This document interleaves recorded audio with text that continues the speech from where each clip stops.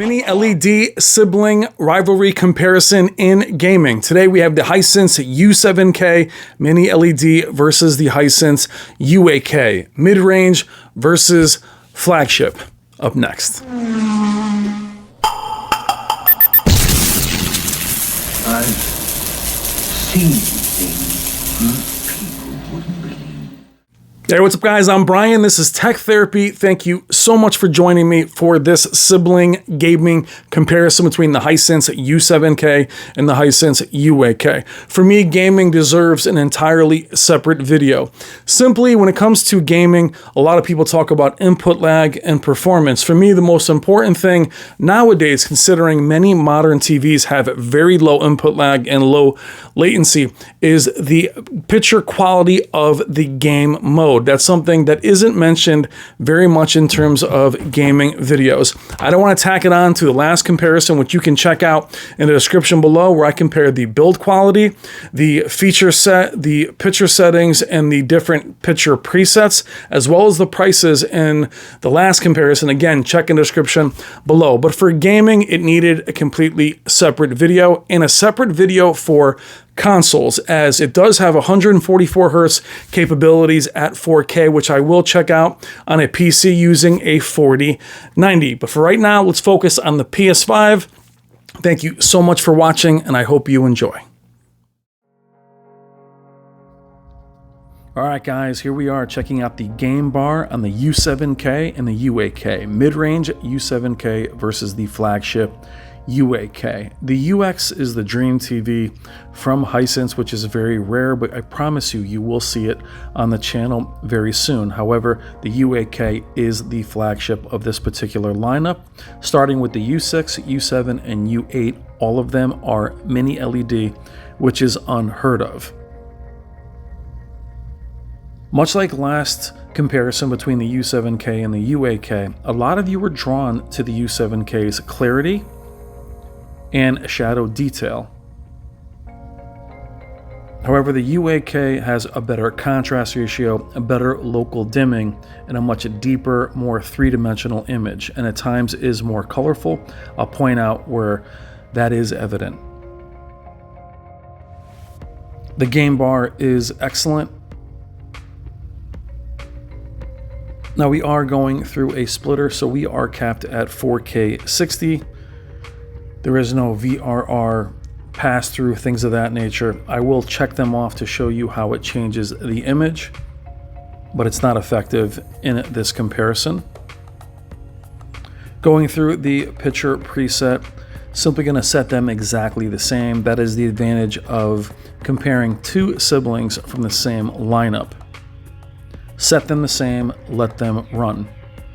Now, in terms of picture settings for LEDs, the first thing you want to check for is to make sure local dimming has some functionality.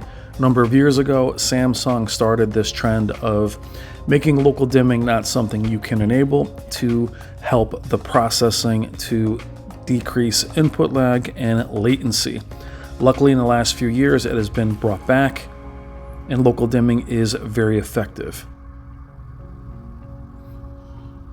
The one feature that is or has been disabled as we're going through the clarity tab, really quickly, black frame insertion or clear on the Hisense.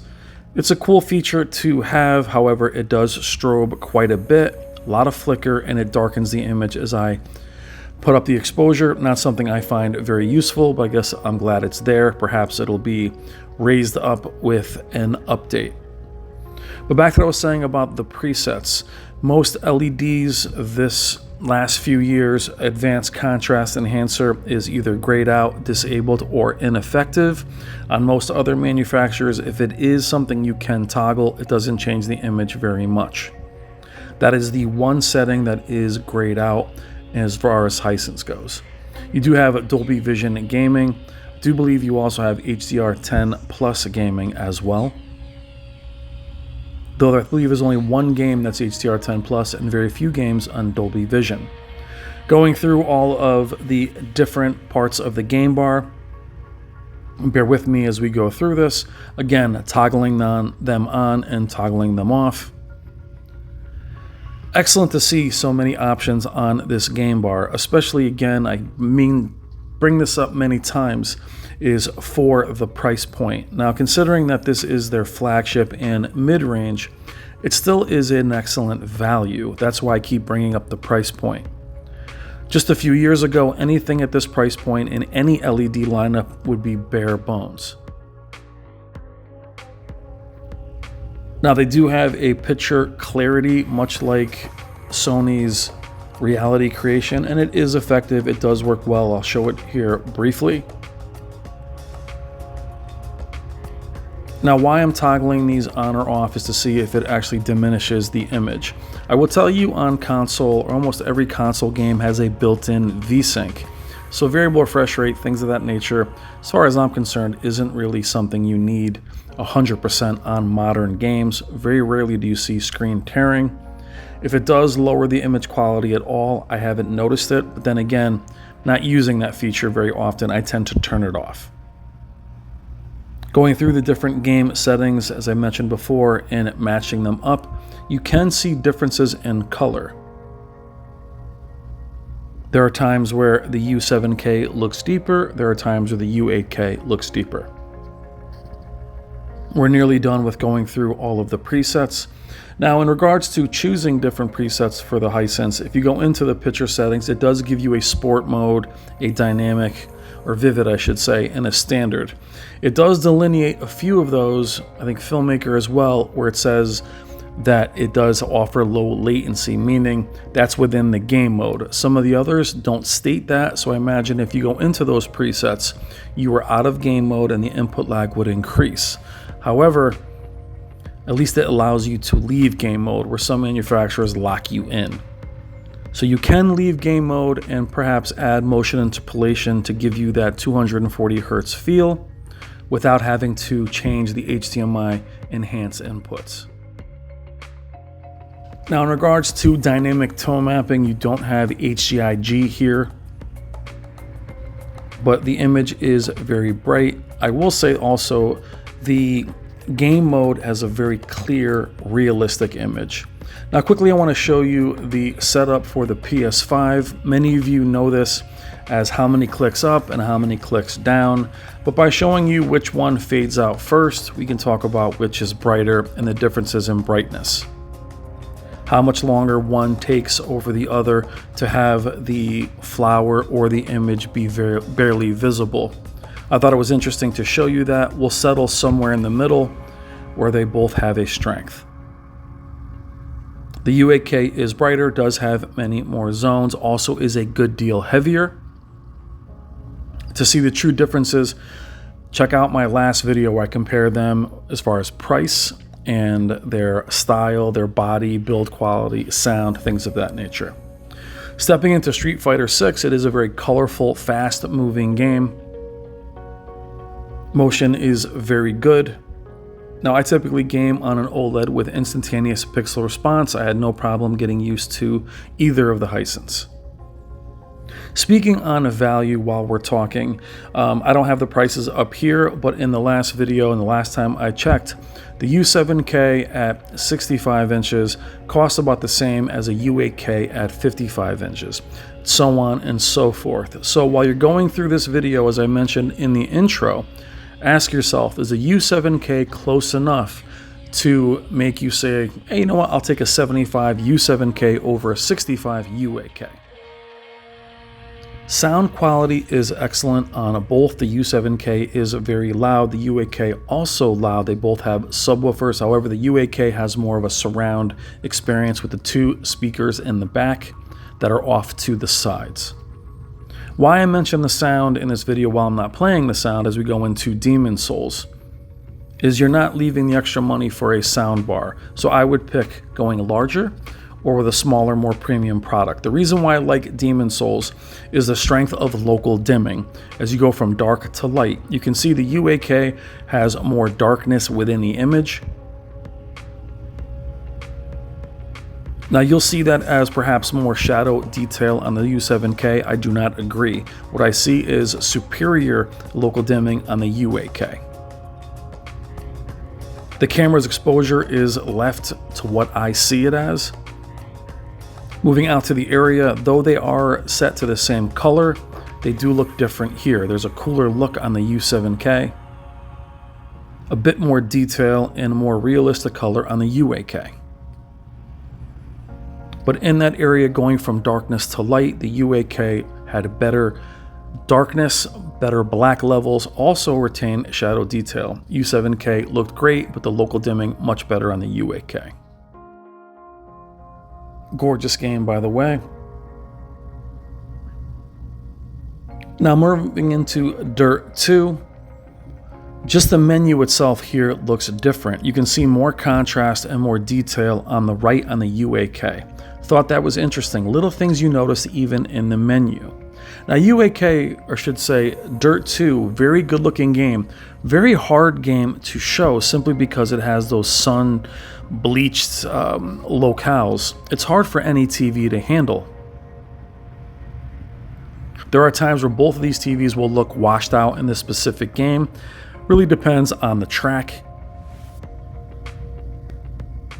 And to me, in this game, as far as the image quality, U8K again pulls away. You'll see also in this title here how the U8K is deeper and has a different, more vibrant color, though the colors are set exactly the same.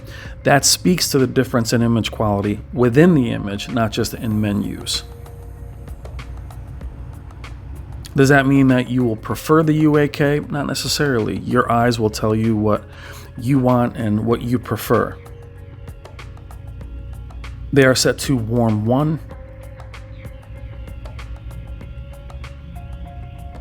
Good looking game.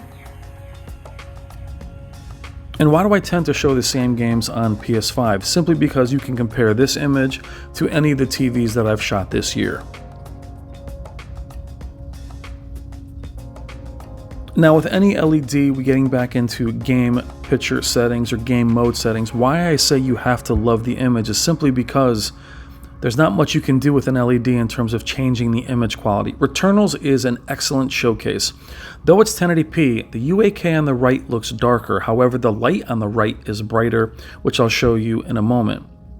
Again, you may think the U7K has better shadow detail. However, I'd argue the U8K has a better contrast ratio. It's dark where it needs to be dark.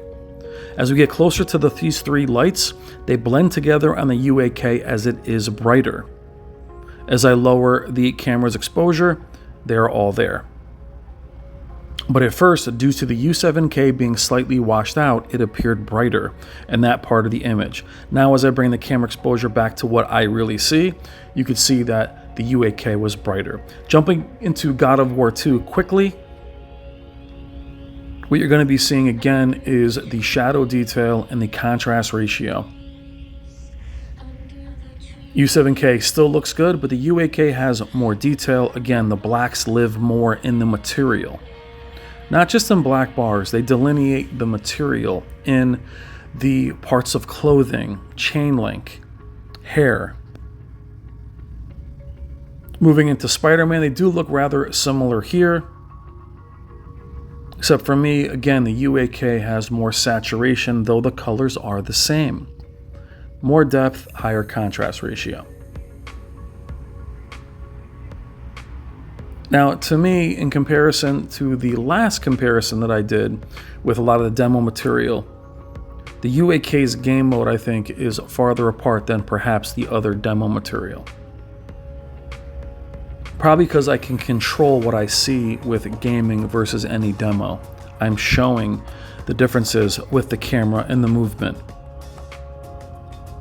Though they both look great. And again, keep in mind, amazing value.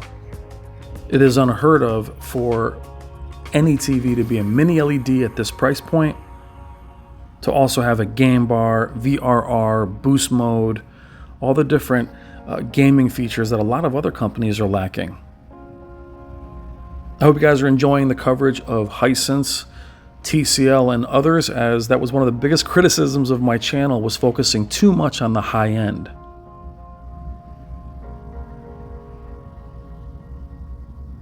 And something about when there's a great value, that fear of missing out versus buyer remorse equation kind of goes away. You feel better about your purchase. You didn't spend so much. You don't have that sticker shock. But you have all the features. Again, their lineup, U6, U7, U8, all mini LED. I was shocked when I heard that at CES. You can see the differences in depth there in the sun, warmer around in the clouds than the more pale U7K. Jumping quickly into Ratchet and Clank. The depth on the back of the head. On Clank, you can see there's more dimension on his back. Doesn't mean that's the image you prefer. Very important. I'm just telling you what I see. You tell me what you see, and again, what you prefer.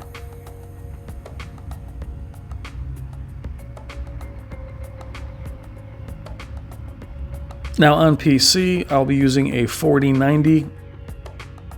Though I've had difficulty enabling 144 Hz without doing a custom resolution, I believe it should be there, which is why you haven't seen that yet.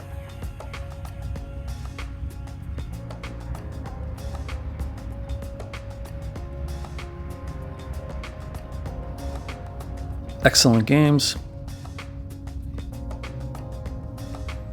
Now 16 minutes or 17 minutes into the video, where are you guys with a company like Hisense? Have they shown you enough? For me, starting with last year's U8H, I was very impressed with them and look forward to reviewing them this year.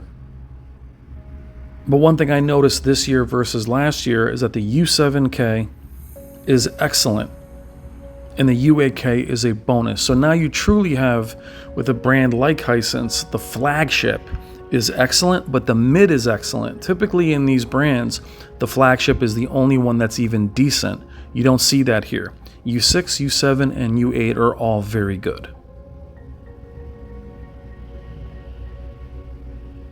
Now this is where I see one of the biggest differences in Ghost of Tsushima. Again, black levels, contrast ratio, but look at the outfit more than the background, the logs that you're walking past.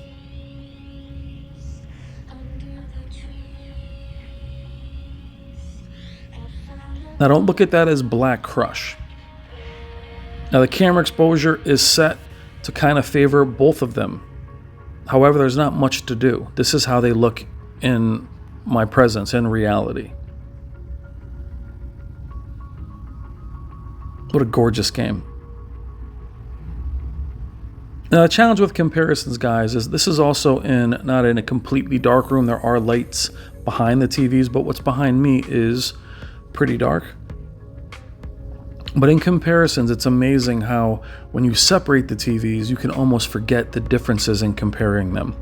Same if you compare them and they feel very close or very different. You wouldn't see them unless they were side by side.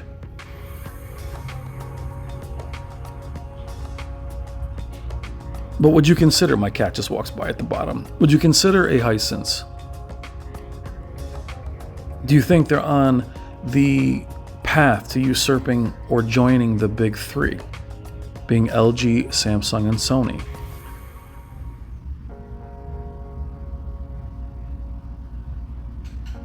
Also, please in the comments let me know what you're gaming on. Are you on a console? Are you on a PC? For me, playing even COD on a PC with crossplay has been awesome.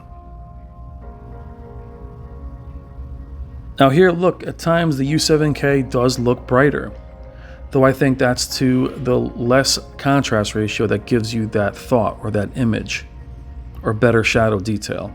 I prefer the better local dimming, the higher contrast ratio, and higher saturation of the U8K.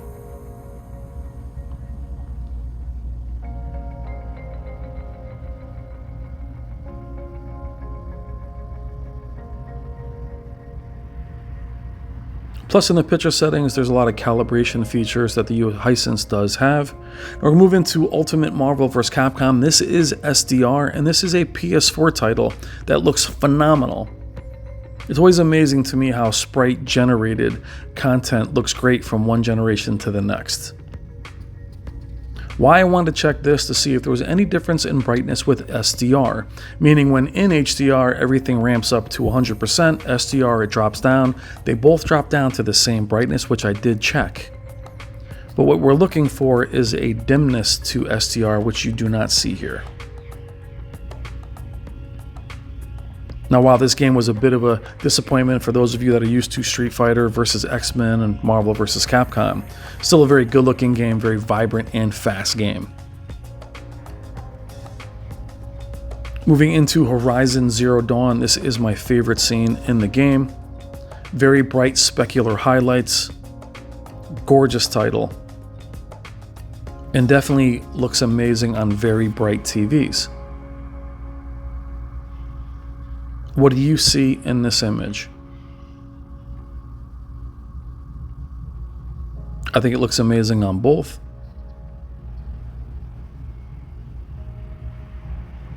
And also, please let me know in the comments what TVs you want to see me review next year.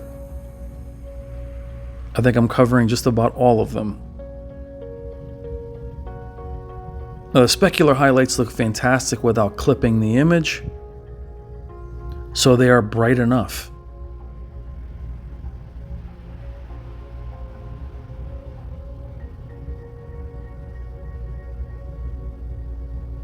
Very clear, again, more realistic game mode than some of the other manufacturers. You can change the color, vibrancy, and make it more saturated, but out of the box, not a lot of saturation that makes it look unrealistic or too cartoony.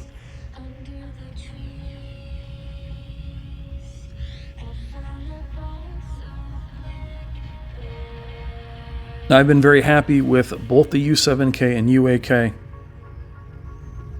I've had them both for some time, and there are many more videos to come on the both of them. They're not going anywhere.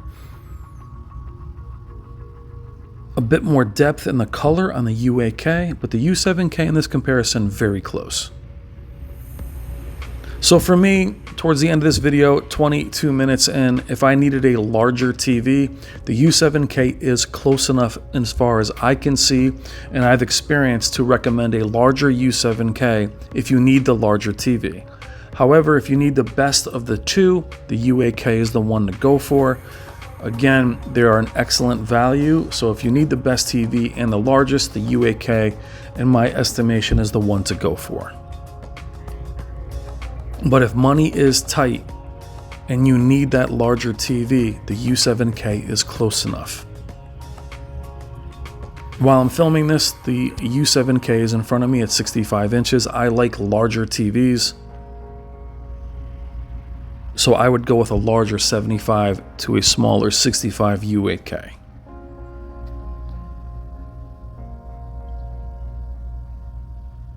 Now, I've been impressed with seeing what Hisense can do even against the A95K, G3, and TCL QM8, and that was just the U7K. When we had the U7K at M-Wave, this U8K was supposed to be there. It got lost in traffic. Now I have it, but I would have loved to have seen how the U8K would have performed against the QM8, G3, and A95K. Lastly, we're going into one of my favorite games, which is the Wipeout Omega, one of the first HDR titles on the PS4 Pro. Looks fantastic here and is a very cheap game. You should check it out in the PlayStation Store. All right, guys, I am Brian. This is Tech Therapy. Thank you so much for watching. Please consider liking and subscribing. Love you guys. Take care.